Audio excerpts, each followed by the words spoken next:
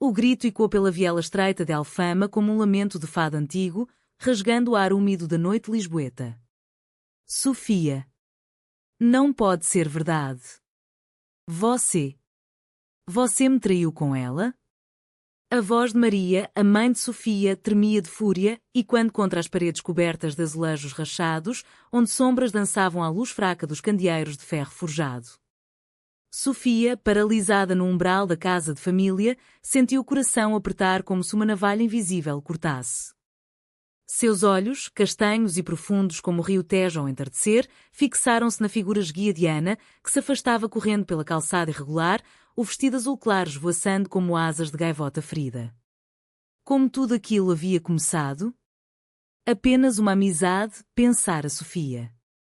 Apenas risos compartilhados nas tardes quentes de verão, passeios pelo chiado onde o cheiro de café e bolos de canela se misturava ao perfume salgado do mar. Mas agora, naquele instante, o mal-entendido irrompera como uma onda traiçoeira, revelando o que ambas haviam negado por tanto tempo. Um amor que pulsava silencioso, profundo, enraizado nas tradições e nas contradições de uma Portugal que ainda lutava para abraçar suas próprias verdades. Sofia correu atrás de Ana, os sapatos de salto baixo tropeçando nas pedras lisas da rua. Ana, espera. Não é o que parece, gritou, mas sua voz se perdeu no burburinho da Lisboa noturna, onde turistas riam em bares de fado e vendedores ambulantes ofereciam castanhas assadas. Ana parou abruptamente sob um arco de pedra, ofegante, as mãos tremendo enquanto limpava as lágrimas que escorriam pelo rosto moreno. Seus cabelos pretos curtos, cortados num estilo prático que herdara da avó pescadora do Algarve, grudavam-se à testa suada. O que não parece, Sofia? Sua mãe me viu nos seus braços ontem à noite, no jardim da sua casa. Pensou que eu era. Que nós éramos amantes. E você? O que disse a ela? Que era só uma amiga velha, chegando de Porto para uma visita inocente? A voz de Ana era um sussurro rouco, carregado da melancolia que só as mulheres portuguesas sabem infundir em palavras simples, como se cada sílaba fosse uma estrofe de Amália Rodrigues.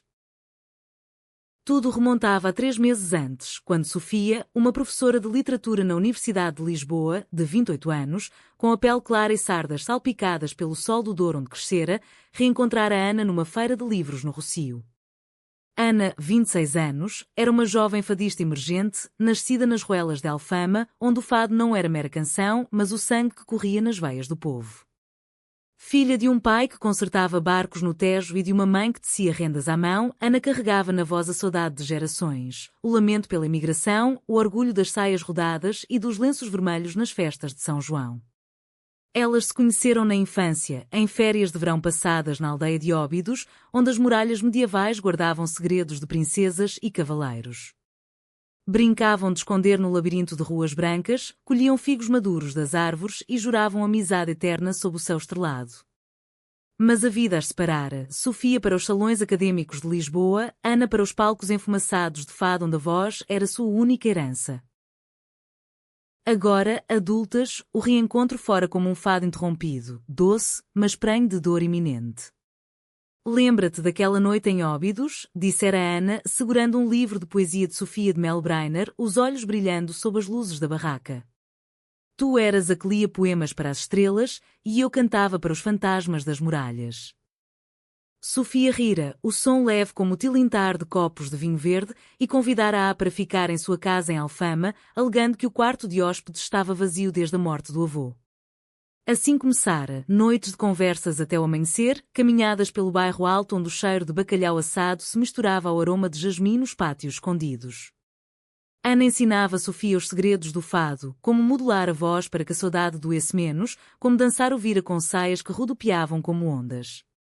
Sofia, por sua vez, levava Ana às bibliotecas da universidade, lendo trechos de Eça de Queiroz à luz de lâmpadas antigas, evocando Portugal imperial que ainda ecoava nas conversas de família. Mas o mal-entendido surgira numa noite de verão, durante a festa dos Santos Populares. As ruas de Alfama explodiam em cor, bandeiras de papel penduradas como confetes, sardinhas grelhadas fumegando nas ruas e o som de concertinas misturado ao riso de crianças correndo com martelos de plástico. Sofia e Ana, embriagadas pelo vinho de colares e pela euforia da multidão, dançaram até o suor colar os corpos. Num momento de fraqueza ou de verdade? Ana tropeçara, caindo nos braços de Sofia. O abraço se prolongara, os rostos próximos o suficiente para que o hálito de uma misturasse ao da outra, os olhos se encontrando num silêncio que dizia mais que palavras. Foi então que Maria, a mãe de Sofia, avistara da janela da cozinha, o coração apertado pela rigidez católica que herdara da província de Beira. Quem é essa mulher que te toca assim, filha? Como uma amante, sussurrara para si mesma, o rosário apertado na mão calejada de anos lavando roupas no Tejo. Naquela noite fatídica, o confronto explodira. Sofia, ao voltar para casa com Ana após uma ceia de caracóis e broa, encontrara a mãe à espera na sala, o ar pesado com o cheiro de incenso da capela doméstica. Eu vi vocês, Sofia. No jardim, sob a luz da lua. Ela te beijou o pescoço. Deus me perdoe, mas isso é pecado, é contra a natureza que ele criou. As palavras de Maria foram como facas, cortando o ar denso. Ana, ao ouvir da cozinha adjacente, sentira o chão sumir. Pegara o chale bordado pela mãe e fugira, deixando Sofia lidar sozinha com o furacão familiar. Agora, sob o arco de pedra, as duas mulheres se encaravam, o coração batendo ao ritmo de um fado inaudível. Eu não disse nada à minha mãe, Ana. Neguei, como sempre nego a mim mesma. Por quê? Porque se for mais que amizade, o que faremos? Minha família, a igreja, esta Lisboa que ama o fado mas julga os corações livres. Ana estendeu a mão, tocando o braço de Sofia com dedos trêmulos, sentindo a pele arrepiar-se como folhas de sobreiro ao vento do Alentejo. E se for, Sofia? E se este mal-entendido for o grito que precisávamos? Eu cantei para ti noite desafio, e cada nota era um eu te amo disfarçado de saudade. Tu sabes disso. As palavras pairaram no ar, pesadas como o sino da sé de Lisboa ao meio-dia. Sofia sentiu as lágrimas quentes escorrerem, misturando-se ao sal do mar que impregnava tudo em Alfama. Pela primeira vez, permitiu-se imaginar, não amizade, mas amor, um amor português, teimoso como a oliveira centenária, romântico como as serenatas no Chiado, humano como as confissões num confessionário vazio. Elas caminharam de volta em silêncio, o braço de Ana no de Sofia, um gesto que agora carregava o peso de promessas não ditas. A casa de Sofia surgia no fim da rua, luzes acesas como olhos acusadores. Maria esperava na porta, o rosto sulcado por rugas de preocupação e fé inabalável. Entre Ana. Não fuja. Aqui em Portugal, enfrentamos as tormentas de frente, como os pescadores do Cabo de Roca. As palavras da mãe surpreenderam Sofia, que esperava mais gritos. Talvez o choque familiar fosse o começo de uma reconciliação ou o prelúdio de uma dor maior. Mas naquela noite, sob o céu estrelado de Lisboa, o amor, revelado por um mal-entendido, começava a tecer sua tapeçaria, fio por fio, entrelaçando destinos num padrão eterno. Os dias seguintes foram um turbilhão de sussurros e olhares furtivos, como as brisas que varrem os terraços de Lisboa no outono incipiente. Sofia acordava cedo, o sol filtrando-se pelas persianas de madeira da casa em Alfama, pintando listras douradas no chão de azulejos pretos e brancos. O cheiro de café forte e pão fresco subia da padaria vizinha, misturando-se ao aroma de sardinhas secando ao sol nas varandas. Mas o coração de Sofia não encontrava paz. Cada manhã revivia o confronto, as palavras da mãe e quando como um réquiem. Filha, o que dirá teu pai, lá no céu? Ele que te criou para ser mulher de família, não para. O pai de Sofia morrera 5 anos antes, vítima de um infarto enquanto remava no Tejo, deixando um vazio que a mãe preenchera com orações e memórias de um Portugal rural, onde o amor era casamento na igreja e filhos correndo nos pomares. Ana permanecera na casa, por insistência de Sofia, ocupando o quarto de hóspedes com suas roupas simples, saias de linho do Minho, blusas bordadas à mão que evocavam as romarias de Fátima. Pela manhã, encontravam-se na cozinha, onde Maria preparava o pequeno almoço em silêncio ostensivo, ovos mexidos com chouriço, queijos de serpa e figos secos. Os olhares se cruzavam sobre a mesa de carvalho, carregados de uma intimidade nova, frágil como o vidro de ourique. Bom dia, mana, murmurava Ana, usando o termo carinhoso que as ligava desde Óbidos, mas agora com um tom que fazia Sofia corar. Maria observava, os lábios apertados, mas não mais gritava. Em vez disso, contava histórias antigas, da avó que cantara fado em tabernas do bairro Alto nos anos 50, desafiando o salazarismo com sua voz rebelde. O amor, Ana, é como o fado, dói, mas liberta, dissera ela uma manhã, surpreendendo-as. Era um indício de aceitação? Ou mera tolerância, enraizada na tradição católica de perdão? Sofia levava Ana para passeios pela cidade, buscando refúgio na vastidão de Lisboa.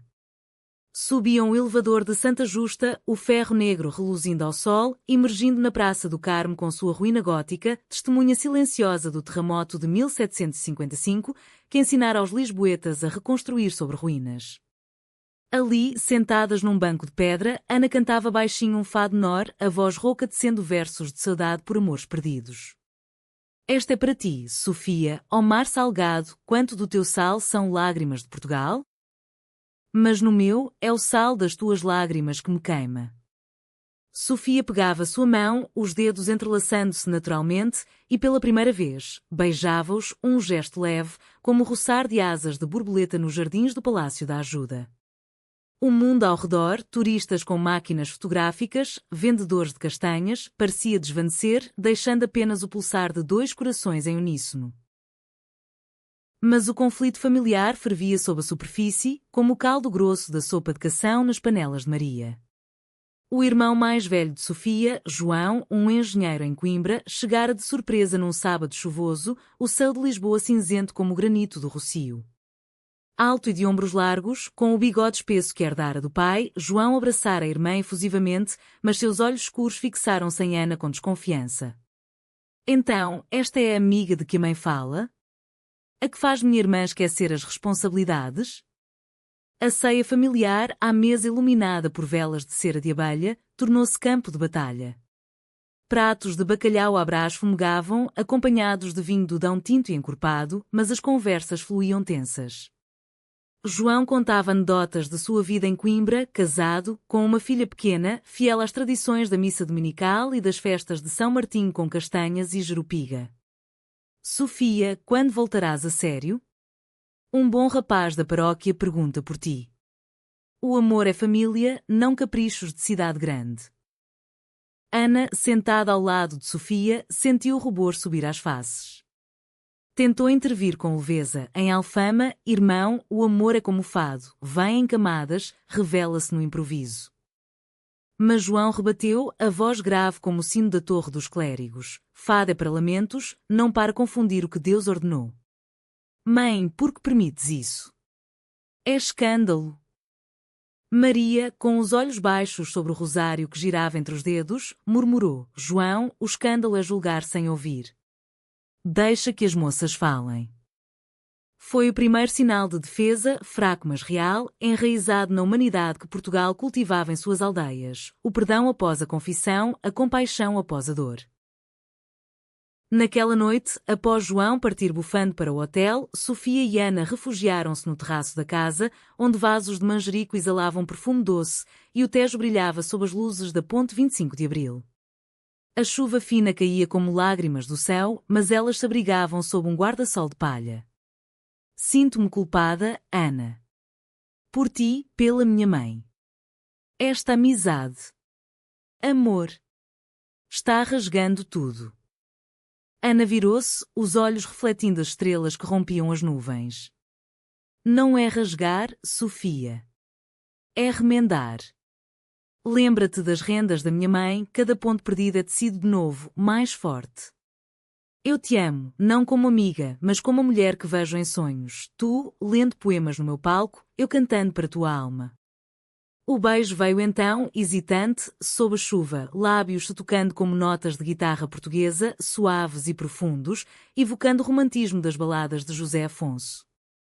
Não era paixão carnal, mas uma fusão de almas, humana e pura, como o vinho que amadurece em adegas do Douro. Porém, o choque familiar não parava aí.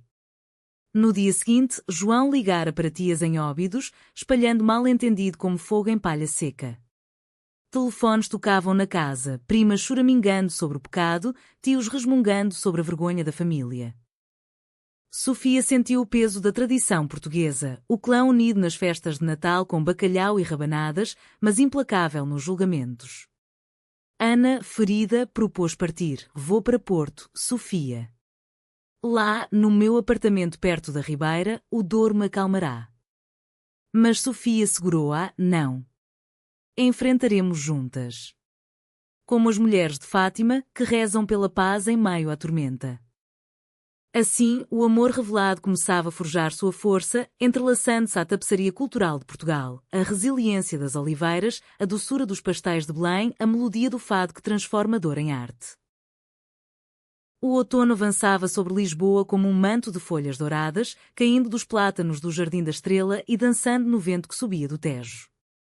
Sofia e Ana encontravam refúgio nesses jardins, sentadas num banco de ferro sob a estátua da Rainha de Estefânia, onde o ar cheirava a castanhas assadas e ao perfume úmido da terra.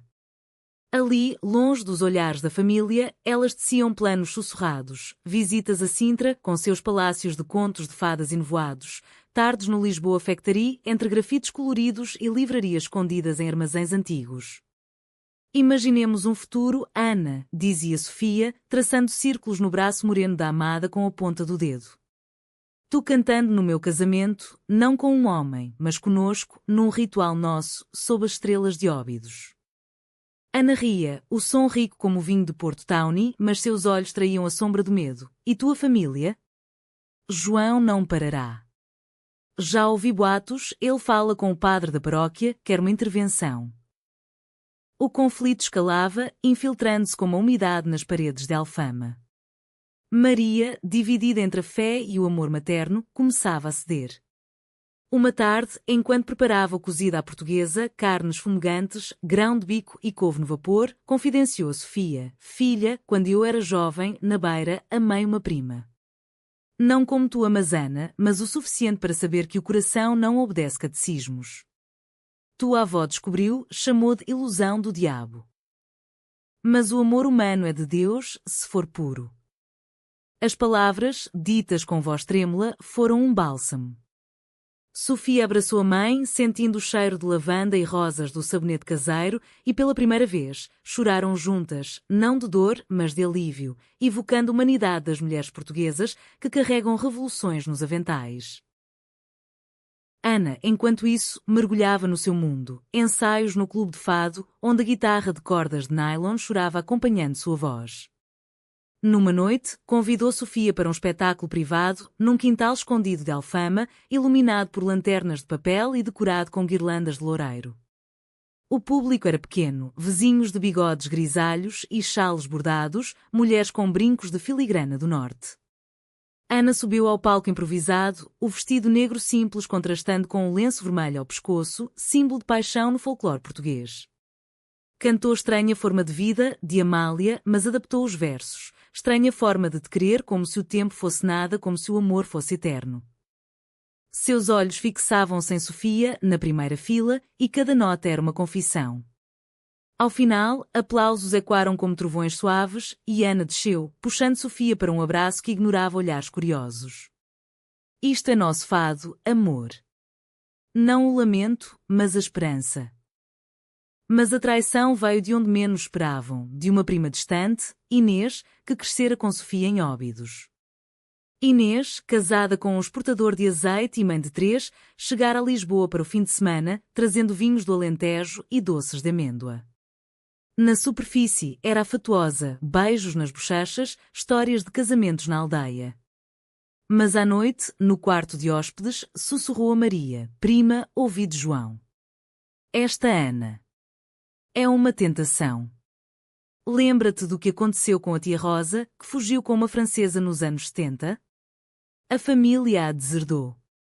Protege Sofia antes que seja tarde.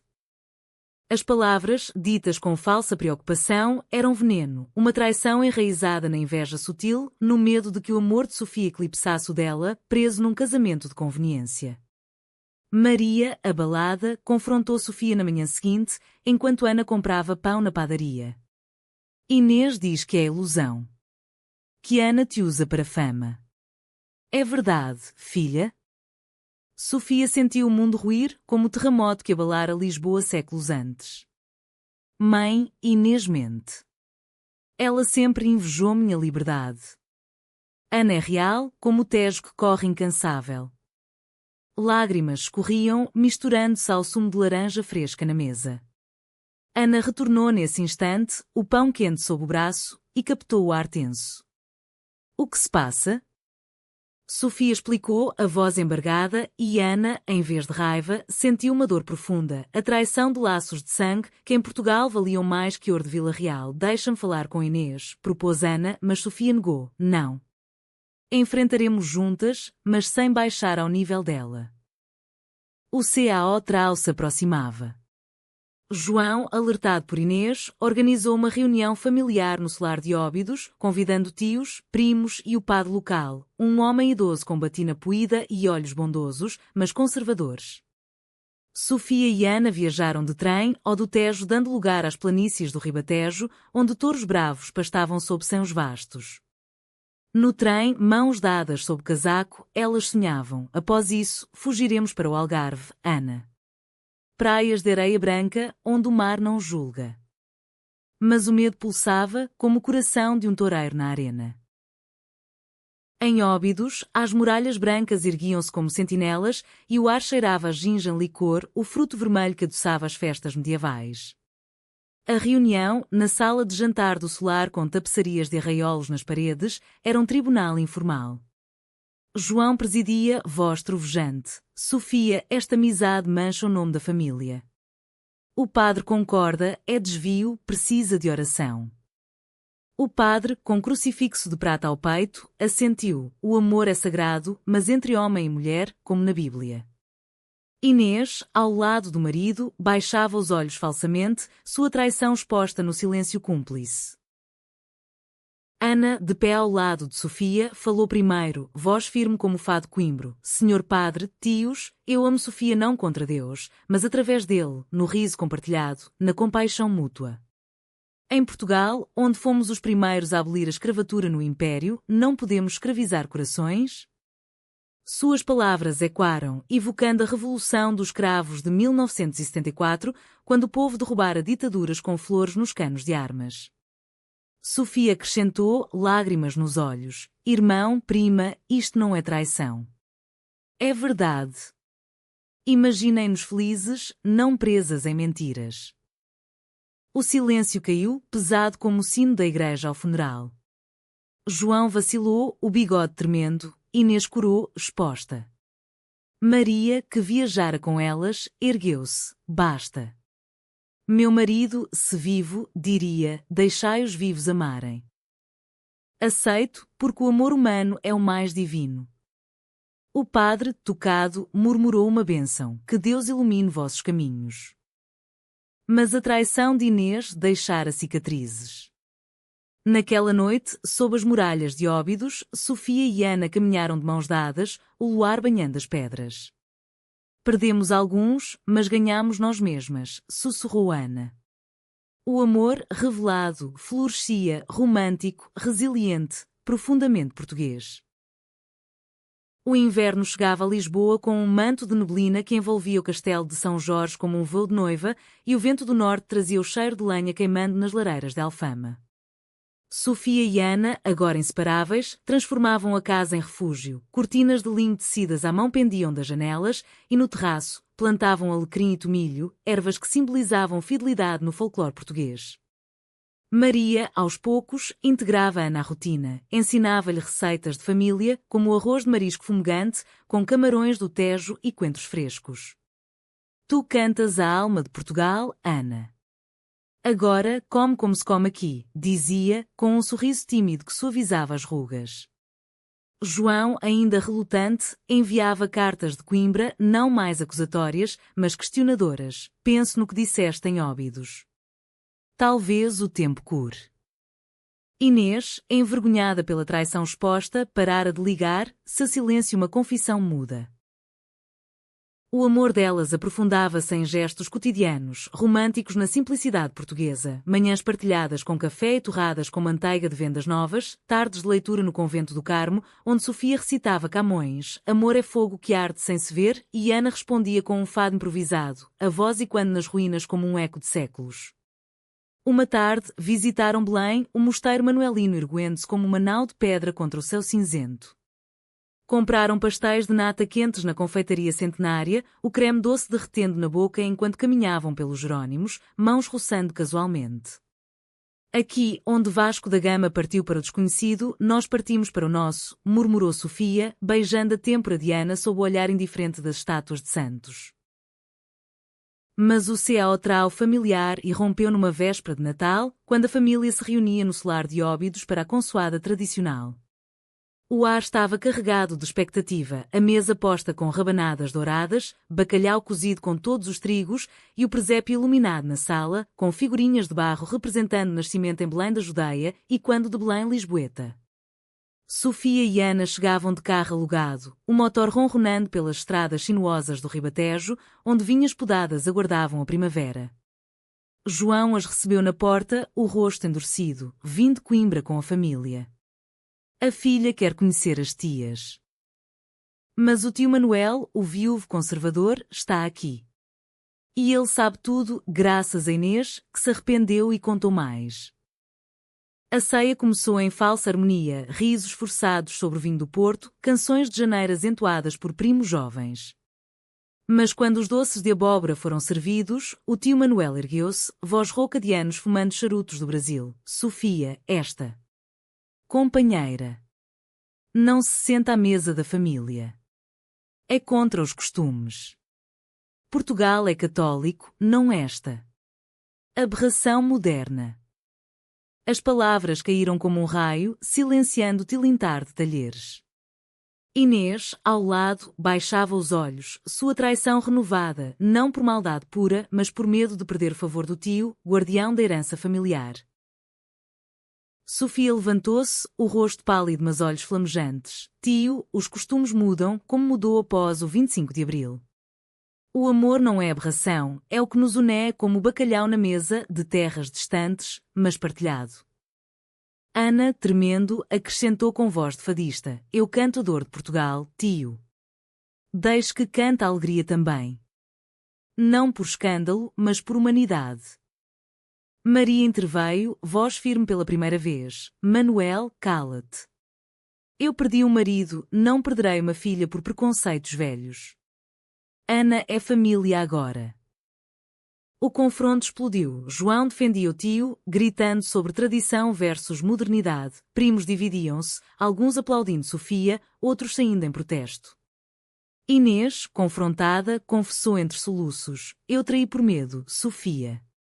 Meu casamento é prisão, invejei tua coragem.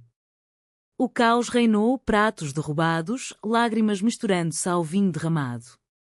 Sofia e Ana fugiram para o jardim do solar, sob o céu estrelado de Óbidos, onde o ar frio cheirava a pinheiros e terra molhada. Acabou, soluçou Sofia. Perdi tudo. Ana abraçou-a, sussurrando, não perdeste. Ganhaste clareza.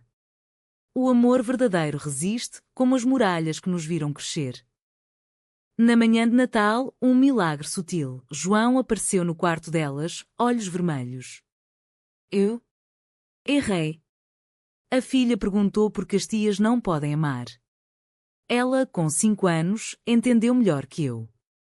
O tio Manuel partira, mas deixou uma carta. Penso no que disseste. Rezo por vós. Inês pediu perdão, prometendo silêncio. Maria, radiante, preparou o almoço, peru assado com castanhas, símbolo de renovação. O amor, testado pelo choque, emergia mais forte, um hino romântico à resiliência portuguesa, onde a dor familiar se transmutava em laços mais profundos. A primavera irrompeu em Lisboa como uma romaria, com flores de laranjeira perfumando o ar do Chiado e procissões de São Jorge desfilando por Alfama ao som de tambores e violas.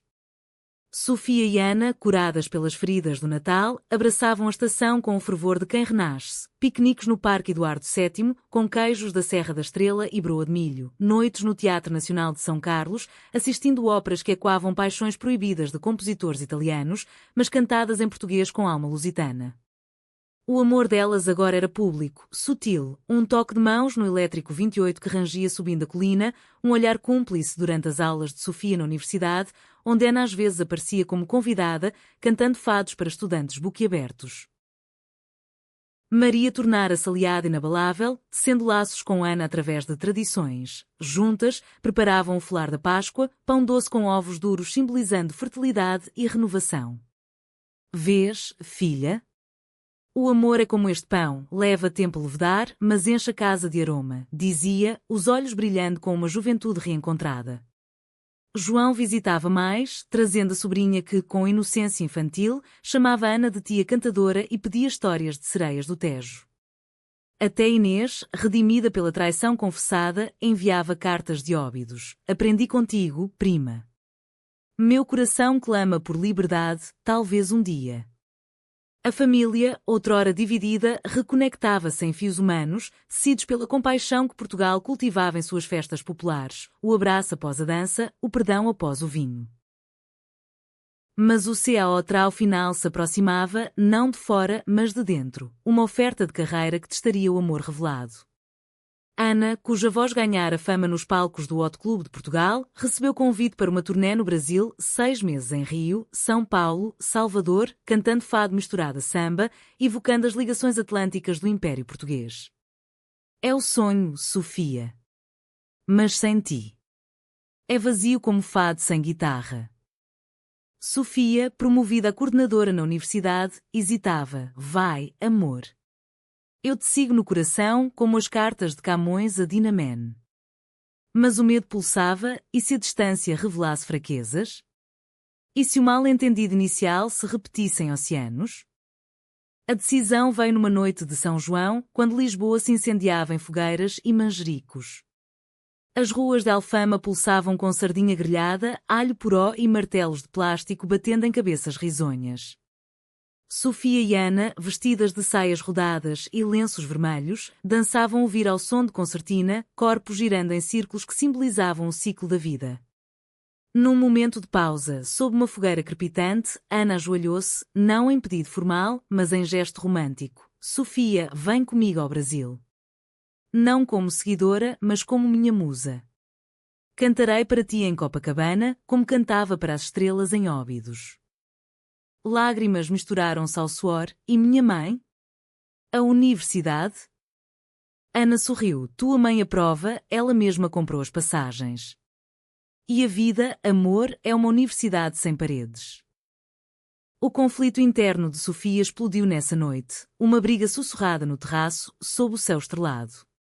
Tenho medo, Ana. De te perder no exílio, como tantos portugueses perderam amores na imigração para a França. Este mal-entendido nos uniu, e se a distância nos traia?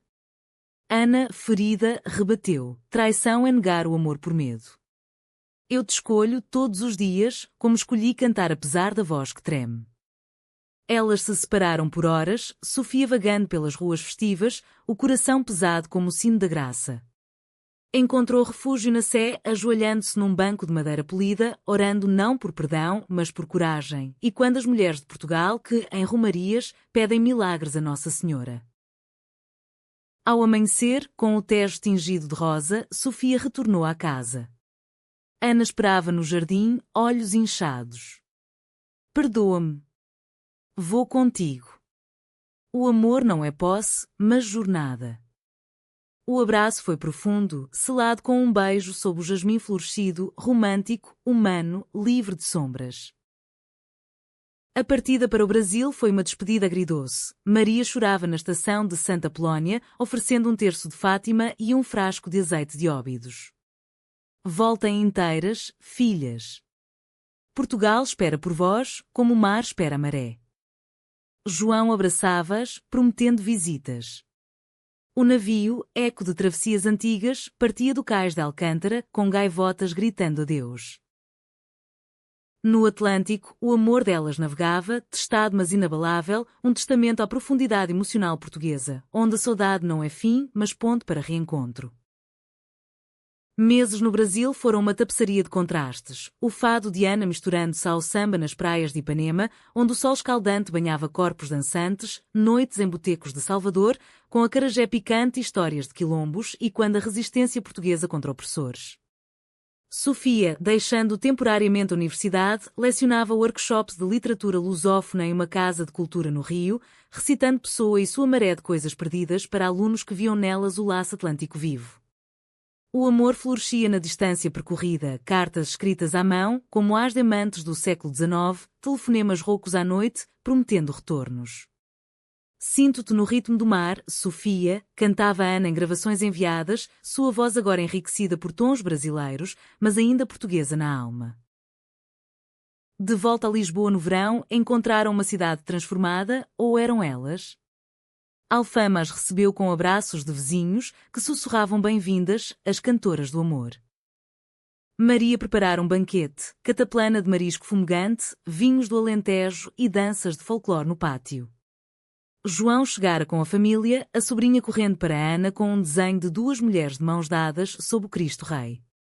Até Inês aparecera, tímida, trazendo figos de óbidos como oliveira de paz. Perdoa a traição, prima. Encontrei coragem em ti, contei ao meu marido, e ele. Houve. O CAO ao final, porém, não era de dor, mas de celebração. O casamento delas, não legal ainda em Portugal, mas simbólico, numa capela particular em Sintra, envolta em névoa e palácios românticos. Vestidas de branco simples, Sofia com um vestido de renda da Madeira, Ana com um chale de filigrana, trocaram votos sob um arco de glicínias. Prometo-te a saudade quando longe, o riso quando perto, o fado da nossa vida. Maria chorava de alegria, João erguia um brinde com vinho verde, à família que escolhemos. O padre, o mesmo de Óbidos, abençoava, Deus ama em todas as formas puras. A vida seguiu, humana e plena, Ana gravando um álbum dedicado a Sofia, com faixas de fado lésbico inspirado em poetas como Natália Correia, Sofia publicando um livro sobre amores não ditos na literatura portuguesa, de Sá de Miranda contemporâneas. Passeios pelo Douro em outono, colhendo uvas para o vinho que fermentaria como seu amor, natais em Óbidos, com o presépio agora incluindo figuras de duas mulheres orando juntas. O mal-entendido inicial, que revelara o amor verdadeiro, tornara-se lenda familiar, contada em ceias como uma história de redenção, onde o choque familiar se transmutava em união. Em Portugal, terra de fado e cravos, de mares bravos e corações tenazes, Sofia e Ana viviam seu romance. KCH tinha nas tormentas passadas, emocional nas confissões diárias, romântico nos pôres do sol do Tejo, humanitário na aceitação conquistada. Não era fim perfeito, mas um começo eterno, pois o amor, como Lisboa após o terremoto, reconstrói-se mais belo, mais forte, para sempre.